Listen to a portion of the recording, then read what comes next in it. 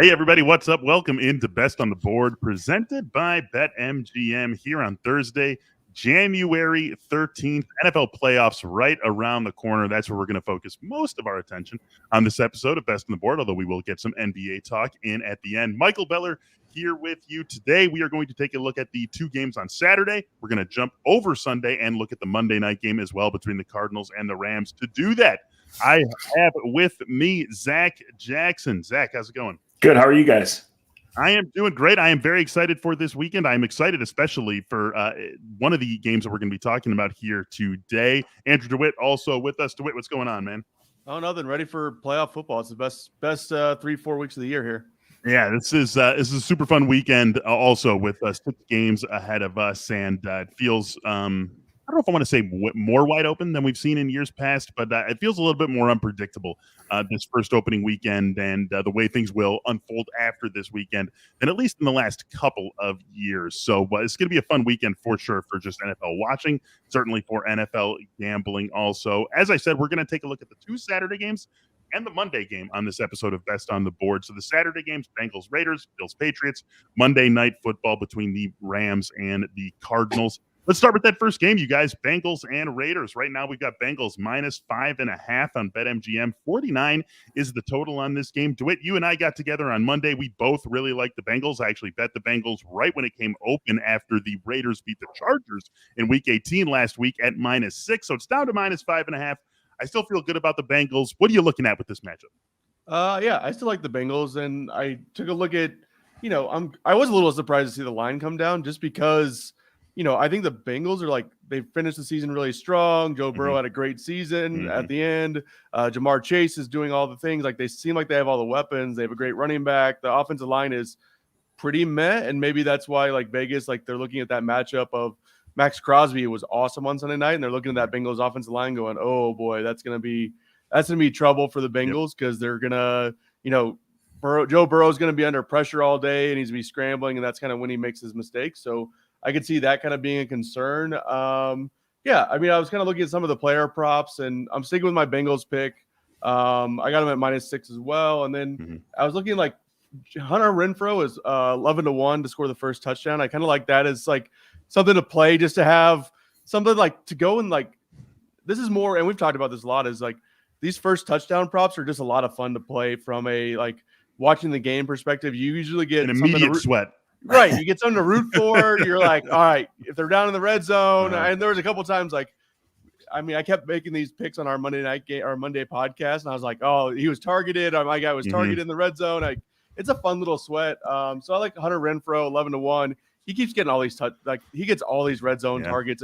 Yeah. So if the Raiders get the ball first, or they get they win the toss, or they get the ball first, they're gonna look for Renfrow in the red zone, and Derek Carr's Renfro's been his guy in the red zone, and I think that was pretty clear on Sunday night. So I like that value at 11-1, and let's see if we can get another first touchdown hit like we did a couple weeks ago. Zac, in covering the Browns, obviously you are very familiar with this Bengals team and what they've been building over the last couple of years. How do you look at this matchup? Yeah, for playoff history, for positive playoff history for either team, it's not just going back to before Burrow was born. It's before Derek Carr was born, right? The Raiders have won close games, but they come in with momentum.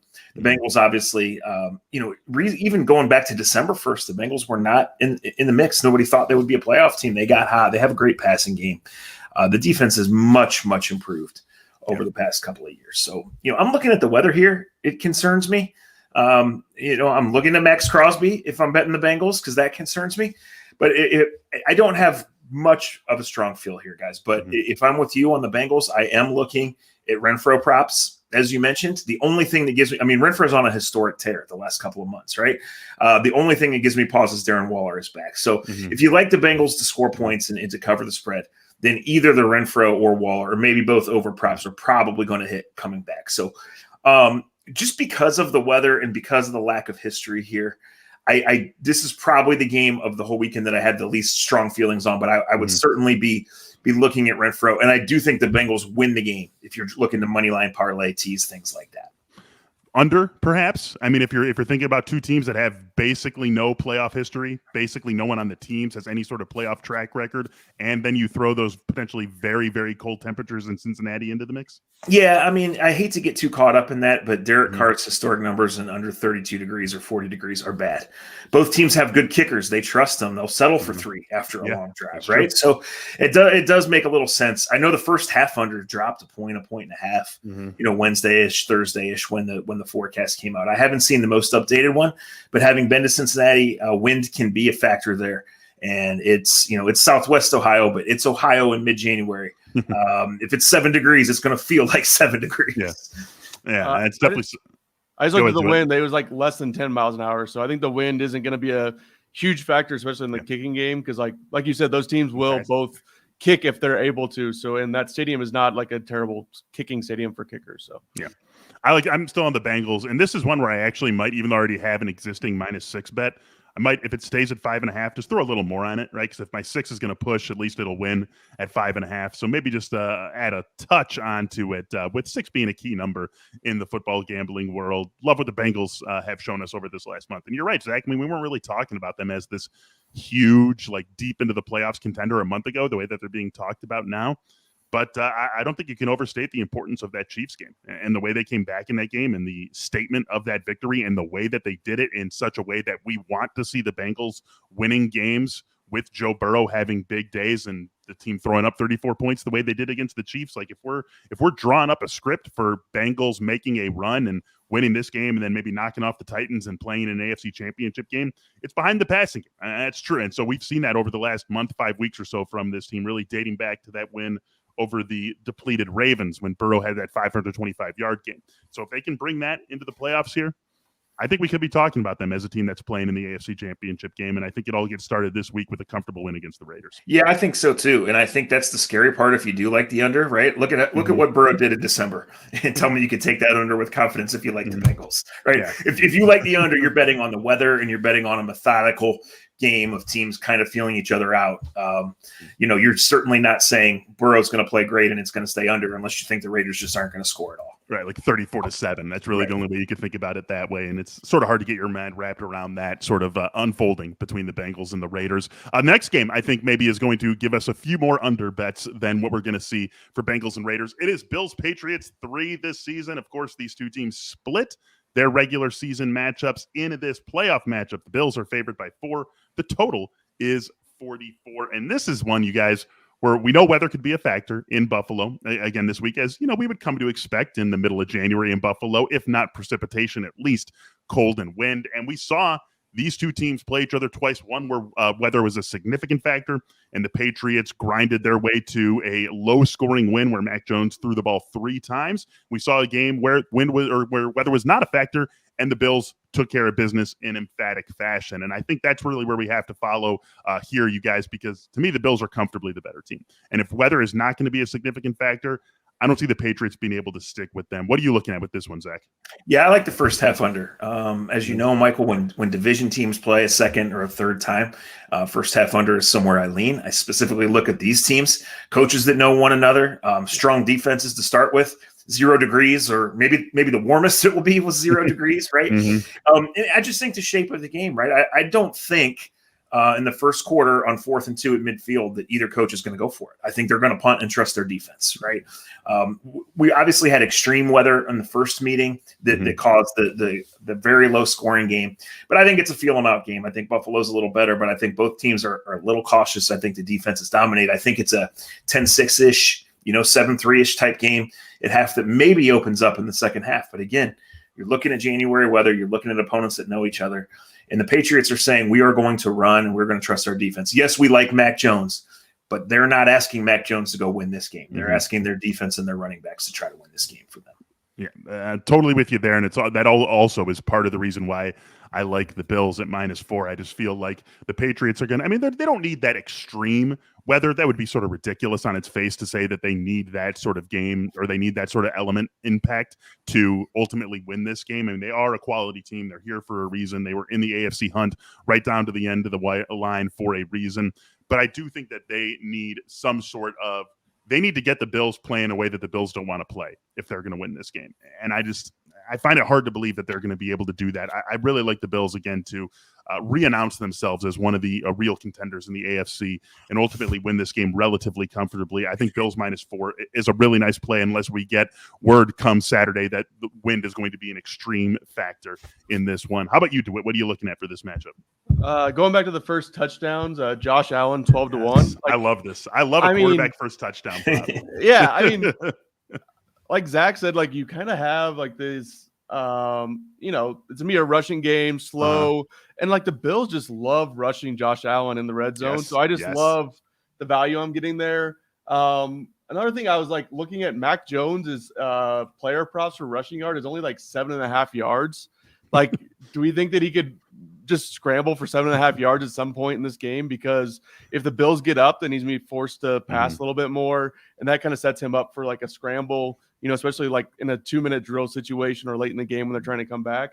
So I kind of like Mac Jones over 7.5 yards rushing, but that's just based on that. I think the Bills are kind of going to be in control at the end. But this could be an interesting game just depending on how it plays out.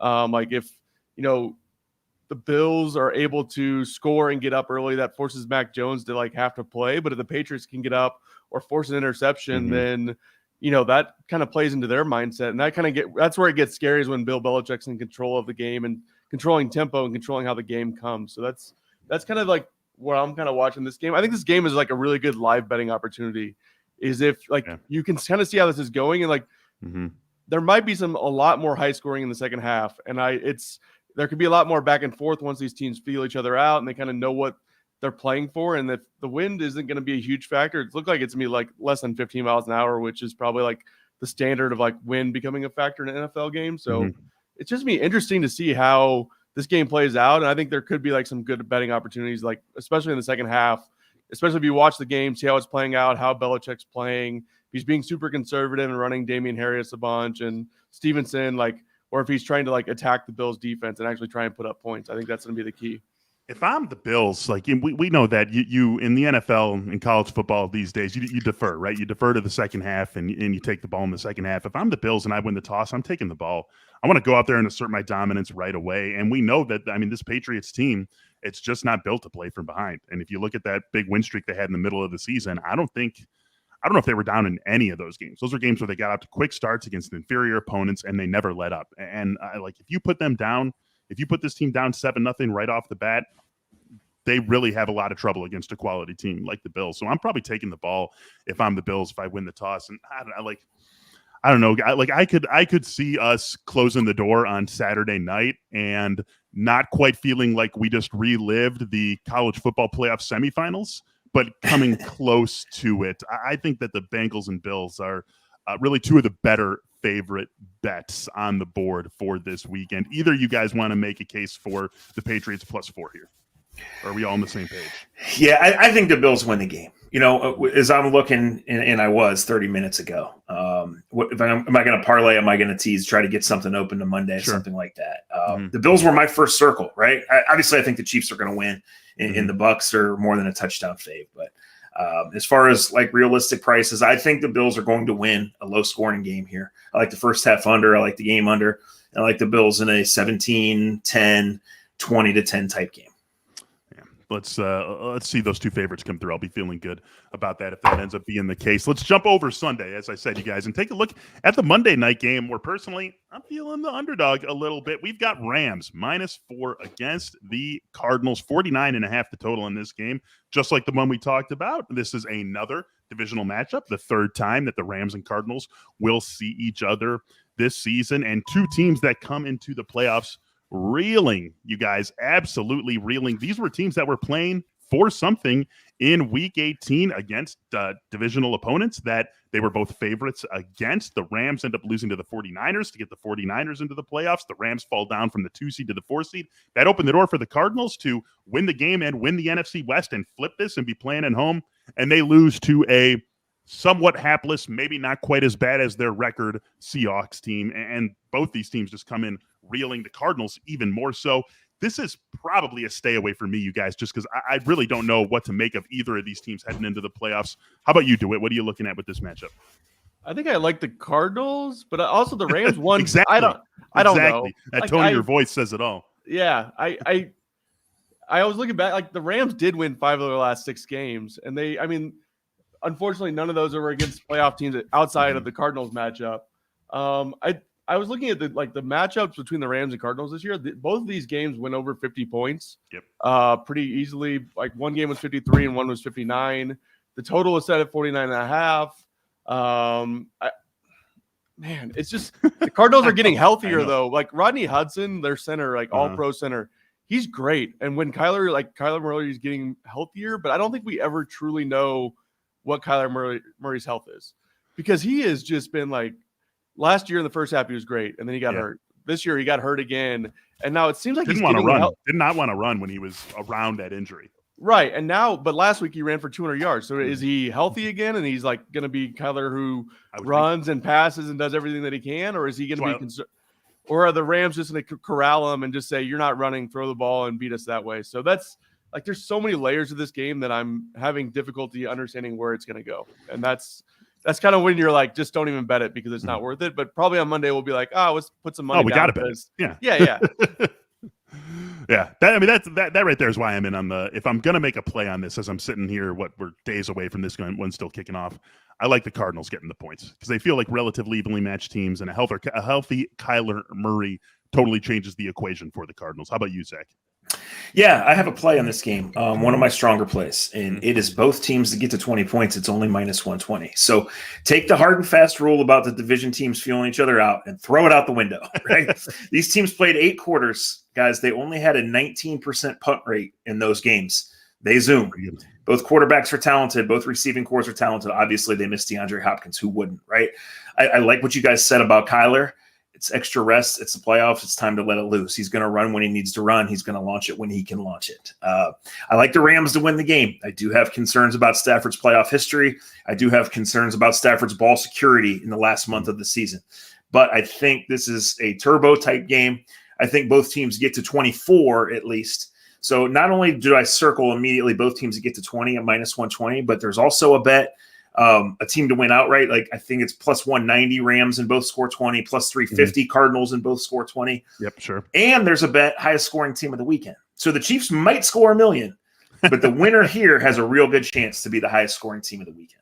Yeah, there you go. You could also look at this as the highest scoring game of the weekend, which it has the shortest odds. I want to say off the top of my head to be. It has to. But still, I mean, when we're talking, you're talking about shortest odds still being like +350. Sure. So not a bad look at that. Also, really quick, let's get through one future pick a piece, 30 seconds or less. I'll go first. I'll give you an example of getting through it quick.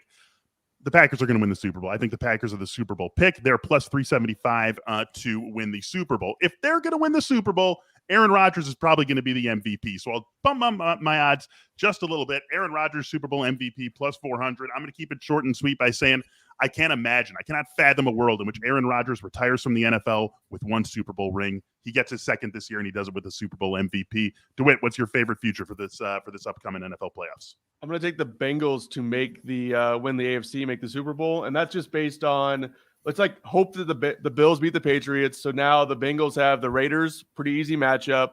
Then they would go to Tennessee, where they would be probably slight underdogs, but I really like the matchup there for the Bengals. And then they're going to have to beat the Bills or Chiefs. They've already beaten the Chiefs once this year. So I just kind of like their path to the Super Bowl. They did a good job by losing last week to get to this good path. So I like their path to the Super Bowl. 8-1 seems like it's good value. Typically, I would look and say, can I just like parlay my winnings throughout, like on money lines? But I don't think they're going to get better value than 8-1 right now to win, except on that last game possibly. So, all right, a little longer than 30 seconds, but we'll give you a pass. Zach, what do you got for us here? I'm listening to what Andrew says. I'm holding a Bills to win the AFC ticket at +385 or something like that. But for my one choice here, I'm keeping it simple. I'm going Packers over Chiefs in the Super Bowl. 12-1 is nice enough. I don't have to go to the 35 to 40-1 here. I'm with you, Michael. I've been on the Aaron Rodgers revenge tour train all year long. I think Pat Mahomes is going to win the AFC again. I'll take Packers over Chiefs 12-1.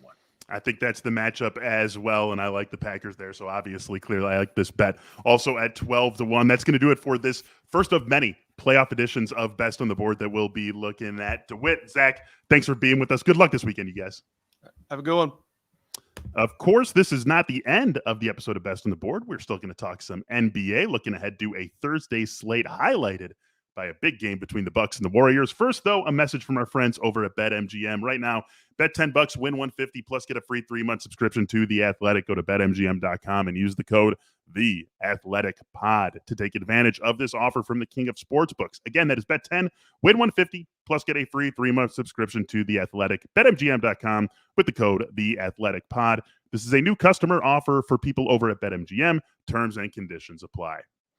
Okay, let's turn the page over to the NBA Thursday slate and welcome on Tass Melas. Looking good in that new No Dunk studio. Tass, what's going on, man? Just basking in the new studio, enjoying it. If you hear a little chatter from the fellas, we're chattering. We're chattering, guys. Being dudes over here. Chatter.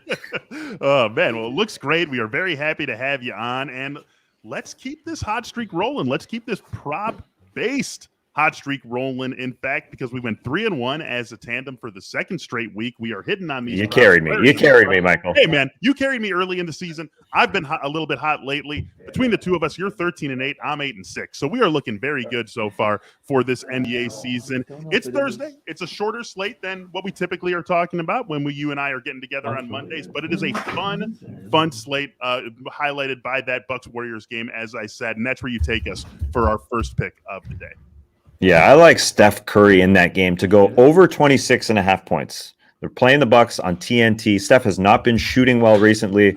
In fact, the Warriors offense was called out by head coach Steve Kerr, and I feel like they will absolutely respond to that. There will be better shots taken, and they've sort of been working in Klay Thompson the last couple of games, so they haven't been themselves. And then you go up against a Bucks team that is most likely, very, very, very likely not going to be playing Drew Holiday against Steph Curry. So I think Curry sort of refocuses, and that's what he does after bad games. He relocks in when his shot is off. Is 26.5 points even a lot for Steph?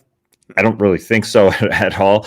And especially with what Kevin Durant did yesterday, it just seems like those two guys are in lockstep this season. 1-2 in the MVP conversation, former teammates. KD had a great game yesterday. I think Steph bounces back to, again, 26.5, I think will be a pretty easy number for him to attain, especially with the way he's been playing recently. I think that the Warriors bounce back on national TV led by Steph. You know, you mentioned something that led me right to where I wanted to go because everything you say about Steph in this game against Milwaukee, yeah, I'm right there with you. We're in lockstep on that one. I think this is one of the better props on the board. So instead of following up on that, let's take a look at that MVP discussion really quick. You've got Steph sitting at plus 135. You've got KD sitting at plus 220, as you mentioned. A huge game in a big spotlight against the Bulls in Chicago on Wednesday night. Plus 135 for Steph, plus 220 for Durant. Then you drop down to Giannis, plus 750, Nikola Jokic, plus 1,400, and John Morant, a guy who I'm going to talk about in just a second here, at plus 2,500. Any MVP value for you right now with any of those guys or someone beyond those guys? Oof. I would say no. I would say don't go down the board beyond those five. To answer your second part of your question, I would stick with the 1-2 right now. But Giannis is always a good play as the sort of the third guy, but at the same time, the Bucks I think are priming themselves for the postseason. I think KD, because he has lower odds than Steph, is probably the way to go because this Warriors stretch. As I talked about working in Klay Thompson, I think will hurt their record just a tad. So I feel like the Durant move is probably the best move amongst all those. But don't go down the board. Don't get cute with this the NBA MVP vote. No, thank you. If I was going to go with anyone in this race, I would probably end up going to Ja. You mentioned, Golden State working Klay back in, and if they get down the line here, they're starting to, maybe put a little distance between themselves and the rest of the Western Conference. Maybe we see them take a couple of nights off and hurt some of those counting stats that we know are going to be very important in the MVP race. That's not going to be the case with Memphis. And if you end up looking at Memphis as a top 3 team in the West and Ja basically doing what he's been doing all season for the remainder of the season, getting him in at plus 2,500, 25-1 odds, that's not a bad shot. And he was just at plus 5,000 tests like a week ago. So these could keep coming down. I think if you want to strike on Ja, now is the last opportunity to do it. I want to strike on him tonight. Over 25.5 points and over 1.5 threes. Grizzlies taking on the Timberwolves. 231.5 is the total on this game, the highest total on the board by far on this Thursday night. And really, That's enough for me, Taz. You get Ja playing the way he's playing, going up against an overmatched Minnesota team, playing in a game where we're talking about the teams combining to score 230 or more points. I really like Ja in that one to score, over 25.5, over 1.5 threes, and you can put these two together. Obviously, they work in concert with one another. Really like both of these plays here tonight. Yeah, the Timberwolves as well on a bit of a road trip here. So the fact that they're giving up a ton of points, plus being on a road trip, that plays well into your hand. The last couple games, they've allowed 128 and 123 points. So that's speaks perfectly to what you're saying about Ja. All right, let's look at our last play of the day. It comes to us from you. Shai Gilgeous-Alexander, 22.5 points is his prop over under tonight. Brooklyn coming off that very late 9 p.m. in Chicago local time tip-off. Then they go home now, turn around right away to take on this Oklahoma City team back-to-back. It's a tough back-to-back for sure after what they did in Chicago last night. You've got SGA going over that 22.5 point mark. Yeah, Nets going home, hosting the Thunder against Shai Gilgeous-Alexander. That's already done that, gone over that 22.5 point number earlier in the season against Brooklyn. And the Brooklyn Nets, as incredible as they look last night against the Chicago Bulls, they will have a bit of a letdown. That if history is correct, that's what they're going to do. And I think Shai Gilgeous-Alexander will be able to get into the lane. If you look at his recent play, that bodes well for getting over the 22.5 because he's coming off a 32-point night against the Wizards where he shot 22 times. But what I like about it, he shot 20 times inside the 3-point arc. And I think against that Brooklyn Nets perimeter defense, he'll be able to get in there and hit a lot of those 2-point shots. So the Nets will sit back and say, yeah, we could beat this OKC team if we turn it on for one quarter. And that's probably right. I think they won't need to focus on Shai Gilgeous-Alexander for 4 straight quarters. So I think Shai will get over that 22.5 point number. Although I worry about teams that really want to lock down Shai, get the ball out of his hands, see what other OKC players can do. But in this instance, even though the Nets won last night, they know how to just relax a little bit and then turn it on when they want. So I like this huge nationally televised game to go playing OKC. I like Shai jumping over that 22.5 point line. I got to stick with the props here too, Michael, because gotten cute playing the sides, but the props are what's making us some dollars recently. It's a natural letdown spot for Brooklyn, right? I mean, it's very easy to get yourself up on the road. You're the number 2 seed in the East right now. The Bulls are the 1 seed. You were supposed to be here. The Bulls are this insurgent team, upstart team in the East. And so, Brooklyn says, yeah, you guys are a cute, fun story, and you're a legit contender, but we're going to smack you down a little bit and remind you who was already here, who was supposed to be here coming into the season. It's a much different thing going home after that game and taking on an OKC team that you're favored by 7.5 against. So I like this also. I think this is a nice spot for SGA to take care of business, get to his 23, Brooklyn ultimately to win the game. And I love that we're chasing the props. I think we're gonna coin that phrase, right? Trust great players to be great. That's what we're going to do here. We've done that. That's what's led us to our most success so far this season. So I like that. Maybe we can get a neon sign somewhere in there that says trust great players to be great eventually. I think we can make that happen here in the Classic Factory. There we go. That's Taz Melas from No Dunks joining us on Best on the Board. And that's going to do it for this episode of Best on the Board. So for Taz, Andrew DeWitt, and Zach Jackson, I am Michael Beller saying thank you for joining us on this episode of Best on the Board. As always, good luck and happy betting. We'll talk